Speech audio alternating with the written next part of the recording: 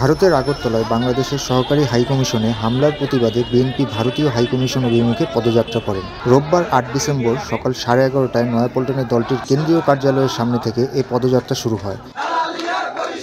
এতে অংশগ্রহণ করেন জাতীয়বাদী ছাত্রদল, যুবদল ও স্বেচ্ছাসেবক দল। এর আগে নাইটিঙ্গেল মোড়ে ঢাকার বিভিন্ন এলাকা থেকে খণ্ড খণ্ড মিছিল নিয়ে জড়ো হয় বিএনপির নেতাকর্মীরা। এ সময় ঢাকা না দিল্লি, ঢাকা ঢাকা, ভারতের দালালেরা হুঁশিয়ার সাবধান ইত্যাদি মুহুর্মুহু স্লোগানে প্রকম্পিত হয়ে ওঠে রাজপথ।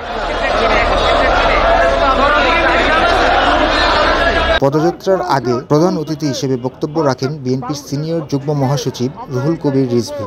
যে ঠিক আছে, তোমরা যদি চট্টগ্রাম দাবি করবে কি কারণে, তোমরা যদি ওইটা দাবি করতে পারো তাহলে আমরাও দাবি করব আমাদের নবাব সিরাজউদ্দৌলার বাংলা, বিহার, উড়িষ্যা ফেরত দাও আমাদেরকে।